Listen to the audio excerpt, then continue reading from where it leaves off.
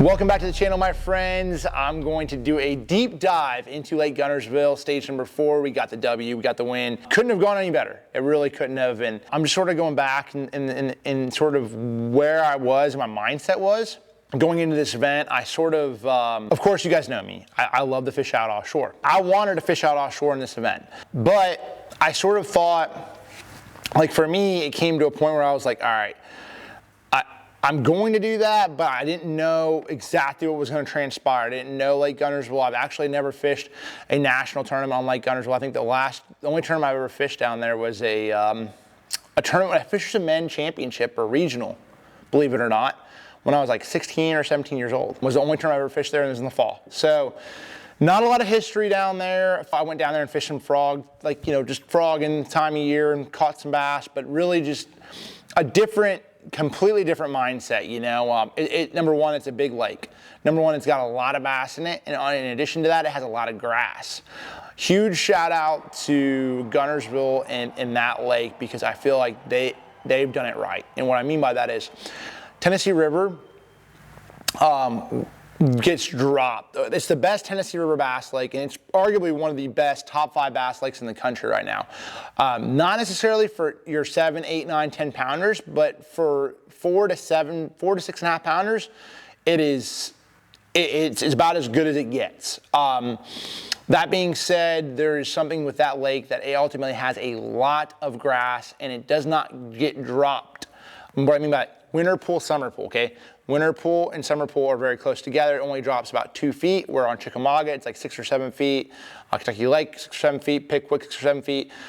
They keep that water up, which ultimately keeps the grass there and gives the fish habitat, the fingerlings. They just have really good spawns, and those fish can ultimately live longer. So that's shout out to them, because I think if we could ever get to the point in some of these bodies of water on Chickamauga and some of these, I don't know, it'll probably never happen, but I would love it to see that, because I think that you could see all of our lakes on the Tennessee River really healthy and really awesome if we would not mess with the water level as much. Maybe it was just half as much. Maybe you dropped it 3 feet instead of 8 feet or 6 feet. I understand it's flood control. I get it. But it's just wishful thinking. Let's put it that way. So jumping into the tournament and mindset of this one, I spent some time prior to the event here at the house, playing with tackle, playing with techniques, and I live right next to Chickamauga Lake, and Chickamauga is obviously one of my favorite places. It's very pressured. It's not as good as it used to be, and pressure's part of that. Also, I think it's not that big of a lake, you know, so the pressure, they couldn't handle it. It's not like a Guntersville that has that grass, so the fish were more susceptible to being caught, and they just haven't been able to take that pressure as well. But that being said, it still has some good ones in it. It still has some nice fish in this lake. So I spent time out here, and the thing about the Tennessee River is, like, if one lake is this is sort of transpiring, say there are shad spawn on this lake. Typically on another lake, they'll have some stuff going down that are similar. So the shad spawn's probably happening at Pickwick. If the fish are starting to push out on Chickamauga, they're probably starting to push out on Guntersville. So that was sort of my mindset going into this, was like, all right, let me put a little bit of time in. I go out here, I figure out there's a few schools out on Chickamauga week before Guntersville. So I'm like, okay, they're starting to move that way. That's good to know. And I was playing with techniques. And so I stumbled upon this particular deal, and I was playing around with baits. It's just what I do in my off time.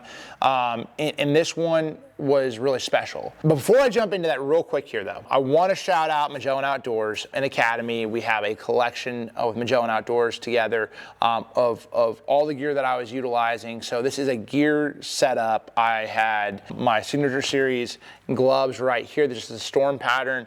These guys right here, I'm going to show you. Actually, I just had them on, so I want to sort of wrong hand. I'll show you guys real quick here.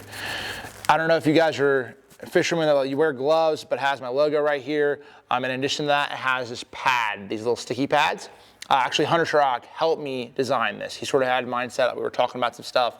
I like a thicker pair of gloves. He liked a thinner pair, was sort of moving in between. I was like, but I'm having issues with the thicker pair of gloves with them drying faster. So we came up with this right here in Magellan Outdoors. They did a good job with this. And that sort of was, hey, if you're regardless if you wear gloves or not, make sure to use sun protection, the back of your hand, and that's something that you just got to be paying attention to. But this is, I personally like them a lot. Grabbing fish, they get wet, they dry really quickly because they're super thin, and that is important to me. In addition to that, my shorts that I'm wearing right now, these are Signature Series shorts. Last but not least, Jacob Wheeler shoes. These are my boat shoe. A lot of support in this shoe. So that's something that's important. Also, water comes in, it comes out. These little holes right here on the side. They dry fairly quickly as well, but that's sort of the rundown. So shout out to Magellan Outdoors on those products right there. Now, jumping into the tackle selection side, which you guys really want to know, the goods. So I set this all up. I had this idea. I caught these fish on a bait. This is actually legitimately the bait that I caught the last fish on, or like a six pounder on that day. This one right here. This right here is called the Rapala Freeloader. Okay, this is gizzard shad, and this bait right here, from the naked eye, you're like, okay, Wheeler, it's a solid plastic jerk bait. Yeah, but there's a lot more to this, and I can't give up all the goods. I cannot. Not until ICAST. We're going to release this at ICAST. But this bait right here has two main purposes for me in my lineup. I use it as, of course, like a freeloading rig is what I call it. Of course, like a Demiki rig, you could call it. Because I don't even call this a Demiki rig, because like a Demiki rig originally is a bait that you literally sit there and fish vertical. Like, I mean, I won the first national tournament on it. It was an Eastern Tennessee technique that sort of now we've gone a lot, grown around the country, more of a vertical technique. Then forward-facing sonar come along, and then this was sort of how, a Demiki rig had gotten more popular, but that was never a casting deal.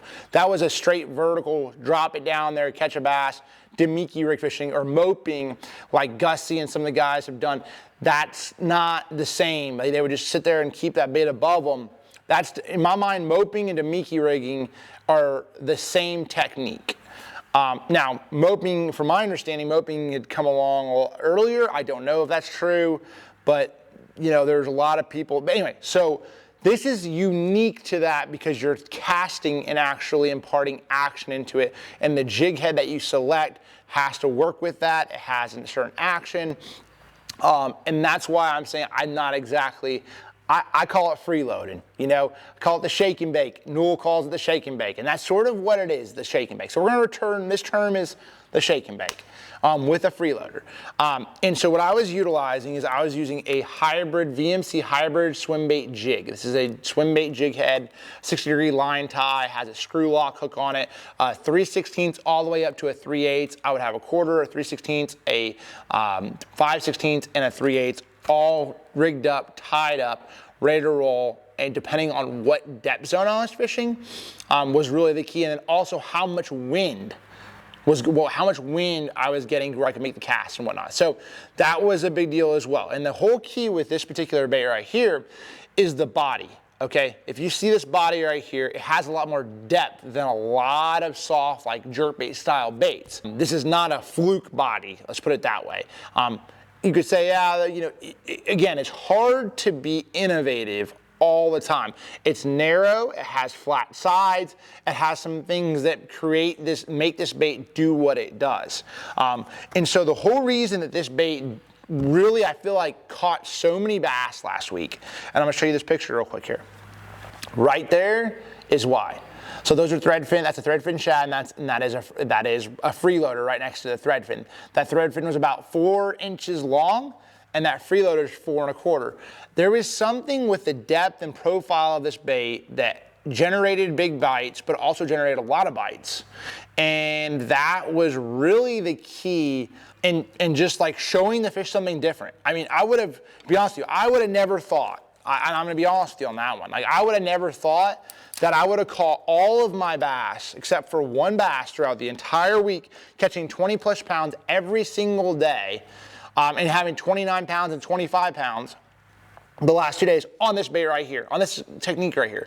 But that is something that, like, when you think about it, okay, when you think back, like Casey Martin winning on Chickamauga with an umbrella rig and having 40 different baits on there, it triggered those fish into biting more than anything else.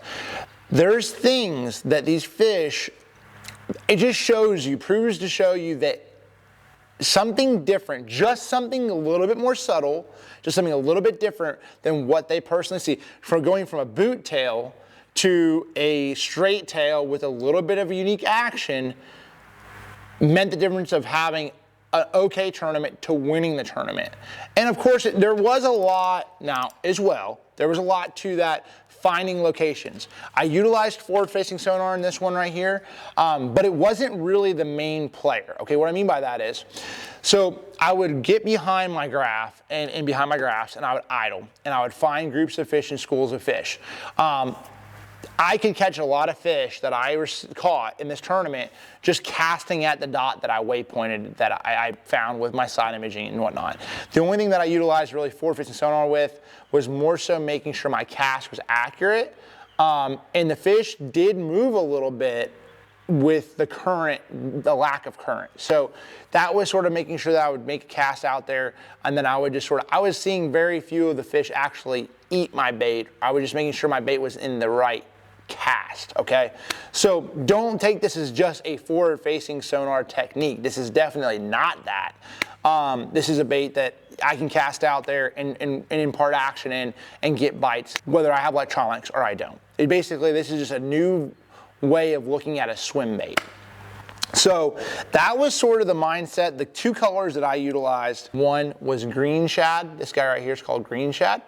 Lighter back, light belly, more natural, and gizzard shad, which is as natural as it gets too, had a pearlescent belly, had a darker back, just something that really, to me, those two right there, I was throwing this one more when it was cloudier, darker days, wind, most of the time, and then I would just sort of rotate between the two depending. I caught most of them probably on gizzard shad, but I did catch a couple of big ones on green shad as well. So that was really the major deal there as far as rod, reel, line. 8-pound nano braid, 10-pound Suffix Advanced fluorocarbon, a 7-foot medium action spinning rod from Duckett Fishing. This is my signature series.